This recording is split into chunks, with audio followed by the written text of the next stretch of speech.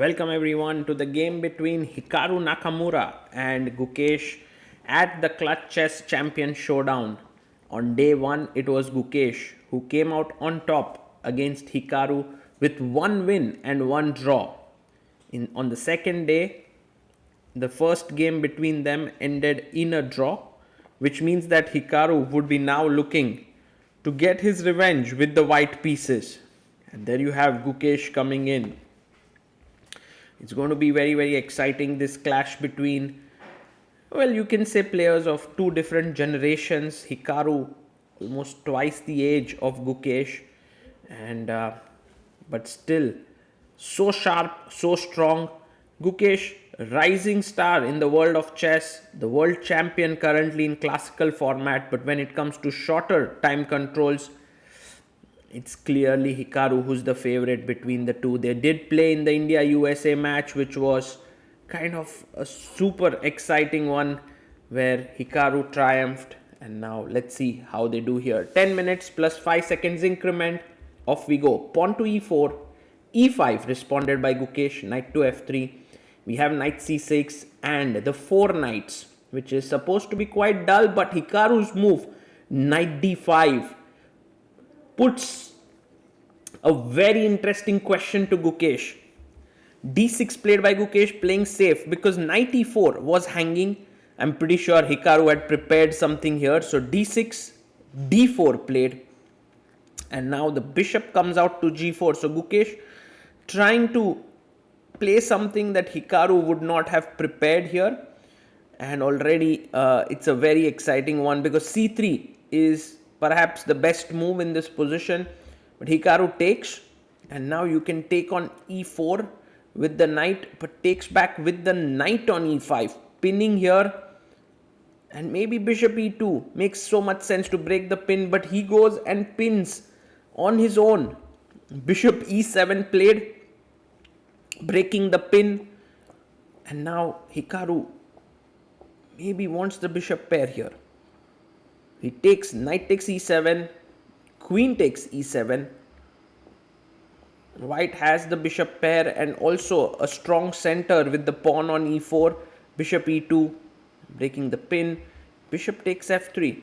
Now you can take with bishop, but then I'll simply take here and the e4 pawn would be a bit weak. So Hikaru decides to take back with the pawn. It's a bishop pair against a knight pair now. And Gukesh goes h6, questioning the bishop on g5. You can take here, but he goes back, bishop e3, trying to put pressure on the a7 pawn. d5 breaking in the center, but f4 played. And Gukesh goes queen b4 check, queen d2 instantly played. If you played c3, queen e4 was hanging, so queen d2, he takes on e4, long castles. Now the king is in the center, the knight is hanging, so Gukesh has to tread carefully. He goes knight c4, attacking the queen and the bishop. So he takes, queen takes, you've gotten rid of one bishop, b3 played. And now queen a6 is the best move and he finds it. Attacking here, bd4, attacking the knight and the pawn on d5. Gukesh quickly long castles. Black is already better here. King b1, so Gukesh is a pawn up and has superior chances here. And he gets his rook into the center, f3. Well, Hikaru is trusting in his bishop here on this diagonal. But rook e2 played. Queen comes up to c3, putting pressure on the f6 knight. Rook d6. Gukesh has 3 minutes 48 seconds. Hikaru has 5 minutes. Takes back with the pawn, doubling it. Because if you would have taken with the rook, rook takes d5 would have been hanging. So gf6 and now rook d2 offering a trade. Because the threat was rook c6 to attack the c2 pawn. b6 played by Gukesh, making a luft for his king. Queen takes, rook e1 comes in. And Gukesh takes another pawn. He's now 2 pawns up. Hikaru comes in to checkmate Gukesh here. But he goes rook d7. Fantastic move. If you trade rooks, black is winning. So he checks. King comes to b7 and now queen f6. Recovers at least one pawn. Goes queen g1 check, king b2.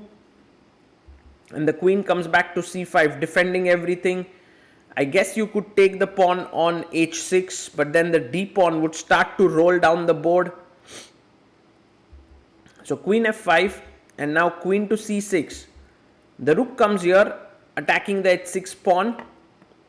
The best move is d4. Gukesh finds it. A good move. If rook takes h6, you have queen c3 check, which could be very dangerous. So he goes queen e4, trying to trade, but Gukesh must avoid it.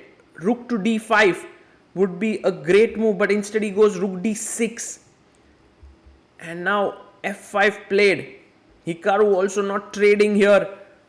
King a6. Well, this is very important moment. He gives a check. Queen b5, queen e4 played. Queen c6. Well, I believe Hikaru should be okay with a draw, but maybe Gukesh is not. He wants to play on, I believe.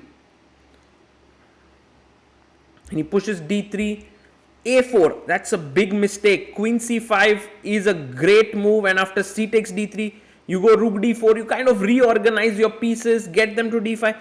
All white pawns are weak, but Gukesh goes wrong. He wants to trade queens, and maybe that's the right approach, but somehow now Hikaru goes into a rook and pawn endgame. He takes queen takes pawn, takes, rook takes, and takes the pawn on h6. Now rook takes f3 can be taken, but then you have rook f6. So he goes c5. Gukesh is being very ambitious here. He wants to come in. Rook to f6. And now king a5. Takes on f7. King b4. Gives up another pawn. 3 pawns lost there. And now suddenly Hikaru is a pawn up. But it's kind of drawn because Gukesh will gather back the pawn. And he takes on f3, rook b7. And rook b3 check followed by king a4 is winning, but he misses it. King b1, and look at Hikaru there. Wow, a sense of relief for him because he had made a huge mistake at that point, which Gukesh could have capitalized upon. He takes here, and now we reach a very well-known drawing position, which is known as the Philidor position. Rook b8, rook f3. He goes rook b7. I guess rook g3. Gukesh is like, what to play? Just a draw. They repeat. And a draw is agreed. Well, a very important game here. Hikaru smiling. Gukesh wants to say something, but or maybe he's just looking at Magnus's game against Fabi, setting up the board back, but Gukesh missed a big opportunity there. Well, in general, he was better and at some point even winning in the game, but this moment where he played here rook f2 check, he could have gone rook b3 check. At this point, he had 20 seconds in hand. So rook b3 check, and after king to c2, you take on a4. And this should be winning for black with 2 extra pawns.